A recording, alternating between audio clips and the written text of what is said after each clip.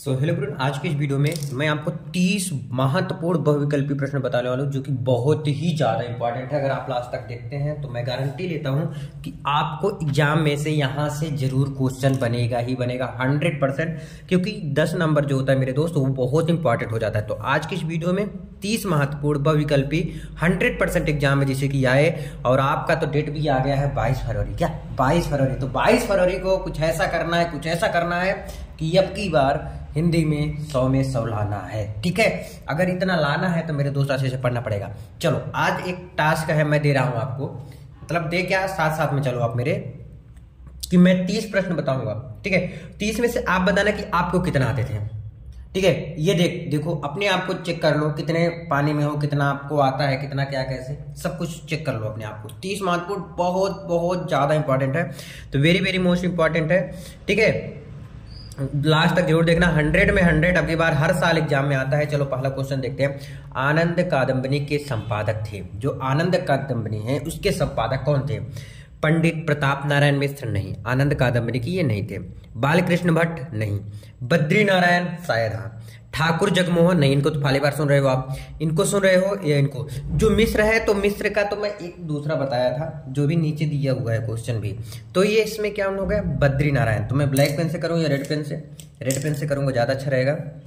तो आ गया क्या, बद्री नारायण। ठीक है, अगला देखो। रानी केतकी की कहानी के रचयिता हैं, जो रानी केतकी की कहानी की रचयिता कौन है? सदा सुखलाल, लल्लू लाल, इंशाअल्लाह खां, सदल मिश्र। रानी केतकी की कहानी बहुत बार पूछा गया है, एक बार नहीं बहुत बार पूछा गया है कि जो रानी केतकी की कहानी के रचयिता कौन है? सदा सुखलाल, लल्लू लाल, इंशाअल्लाह खां, सदल मिश्र। सेकंड का तो इंशाअल्लाह खां है कौन? रानी केतकी की जो कहानी है उसके रचयिता कौन है मेरे दोस्त? इंशाअल्लाह खां। ध्यान से याद हुआ, रानी केतकी की रचयिता कौन है? इंशाअल्लाह खां। क्या भूलूं क्या याद करूं किस विधा की रचना है? संस्मरण, डायरी, आत्मकथा, यात्रा वृत्त। क्या भूलूं क्या याद करूं किस विधा की रचना है? आत्मकथा विधा की रचना है। ठीक है, किसका विधा की रचना है? आत्मकथा। क्या भूलूं क्या याद करूं, आत्म यानी स्वयं, कथा का ये क्या है, रचना है। नेक्स्ट है, हिंदी का प्रथम मौलिक उपन्यास है पहला, हिंदी का जो पहला मौलिक उपन्यास क्या है? ठीक है, बताओ हिंदी का पहला मौलिक उपन्यास, पहला उपन्यास। अच्छा ठीक है, मैं तुमसे समझाता हूँ। जैसे तुम्हारा मेन उद्देश्य क्या होता है, पढ़ाई किस लिए करते हो? क्योंकि एग्जाम में अच्छे नंबर लाए, यानी कि परीक्षा है ना, परीक्षा अच्छा जाए, ऐसे ही होता है ना। तो वही चीज, तो हिंदी का जब पहला मौलिक उपन्यास आ जाएगा तो कह देना परीक्षा गुरु। क्या कर देना? परीक्षा गुरु। समझ आ गया कि नहीं आ गया? ठीक है, इतना ईजी है। देखो मैंने क्या कहा, हिंदी का प्रथम मौलिक उपन्यास। अब हिंदी क्यों पढ़ रहे हो तुम? एग्जाम दोगे यानी परीक्षा दोगे, अब परीक्षा में अच्छा नंबर लाओगे तो ये परीक्षा गुरु हो गया। ठीक है, नेक्स्ट। आवारा मसीहा के लेखक हैं, जो आवारा मसीहा है उसके लेखक कौन है? यशपाल, विष्णु प्रभाकर, अमृत राय, मोहन राकेश। देखो ध्यान से, जो क्या है, आवारा मसीहा के लेखक कौन है? आवारा मसीहा, देखो दो नाम लग रहा है, आवारा मसीहा लेकिन है एक है ना, आवारा मसीहा। तो इसके लेखक कौन है? विष्णु प्रभाकर। देखो ऐसे याद करने का ये तरीका होता है मेरे दोस्त, है ना, कोई कहीं से मैं ये उठा के नहीं ला रहा हूँ, ये तरीका है याद करने का। रसज्ञ रंजन निबंध संग्रह के रचनाकार है, जो रसज्ञ रंजन है निबंध संग्रह के रचनाकार है, कौन है बताओ कौन है? राय कृष्णदास, महावीर प्रसाद द्विवेदी, प्रोफेसर जी सुंदर रेड्डी या डॉक्टर संपूर्णानंद। कौन है? महावीर प्रसाद द्विवेदी जी रसज्ञ रंजन निबंध संग्रह के रचनाकार। चिंतामणि, देखो चिंतामणि के रचनाकार। अब जब चिंता आपको होगा तो आप क्या करेंगे बताओ?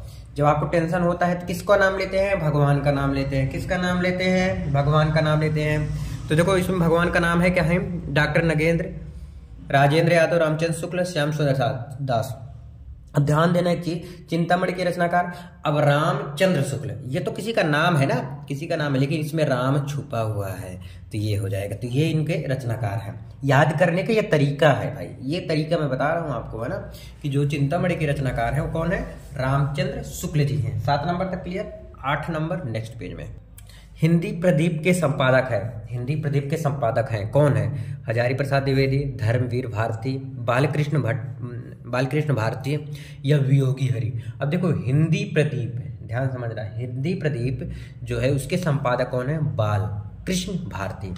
ठीक है, नेक्स्ट है आपका निंदा रस रचना है। निंदा रस रचना किसका है? निंदा रस जो है रचना है किसका? मोहन राकेश की, श्याम सुंदर दास की, हरिशंकर परसाई की, भारतेंदु हरिश्चंद्र की।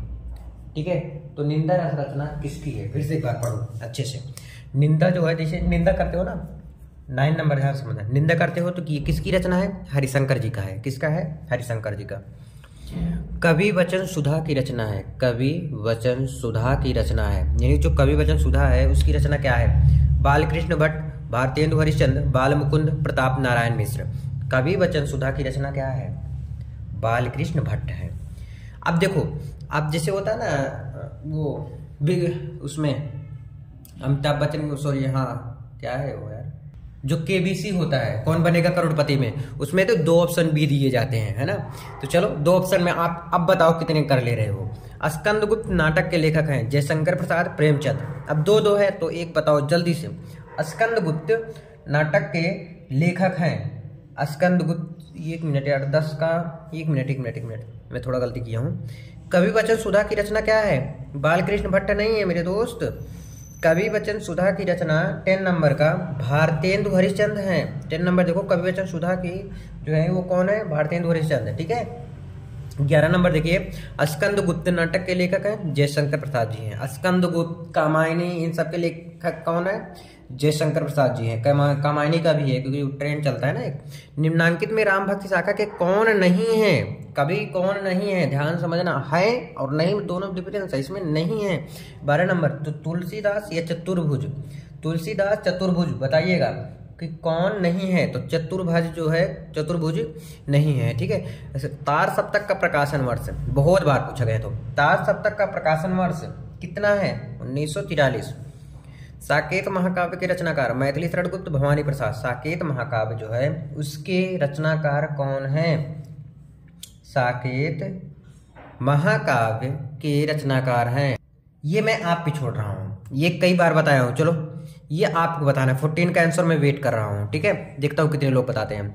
रीति मुक्त काव्यधारा के कवि हैं, रीति मुक्त काव्यधारा के कवि, रीति मुक्त घनानंद, सेनापति नहीं है। ठीक है, सुमित्रानंदन पंत को किस रचना पर ज्ञानपीठ पुरस्कार मिला? अब नहीं और मिला में डिफरेंट है। इसमें कहा है सुमित्रानंदन पंत को किस रचना पर ज्ञानपीठ पुरस्कार मिला? चिदम्बरा पे या युगांत पे? तो चिदम्बरा पे।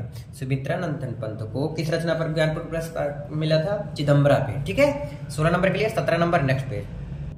नेक्स्ट है, कामायनी महाकाव्य में स्वर्गों की संख्या कितनी होती है? स्वर्गों की संख्या कितनी, 9 या 15? कामायनी कौन लिखा है? हाँ ये भी सुन लो, कामायनी कौन लिखा है? जयशंकर प्रसाद जी। जयशंकर प्रसाद जी जो लिखे हैं उसके महाकाव्य में स्वर्गों की संख्या कितनी होती है? 15। कितनी होती है? 15। यामा रचना है, किसका रचना है? यामा सुमित्रानंदन पंत का या महादेवी वर्मा का?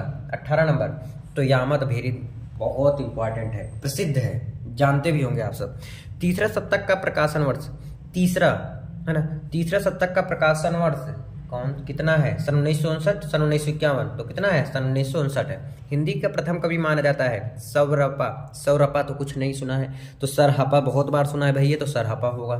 ठीक है, सुमित्रानंदन पंत को साहित्य अकादमी पुरस्कार किस कृत पर मिला? साहित्य अकादमी, वो दूसरा था, ये दूसरा है। ठीक है, साहित्य अकादमी का पुरस्कार किस कृत पर मिला है? कला और बूढ़ा चांद पर मिला है। किस पे मिला है? कला और बूढ़ा चांद पे।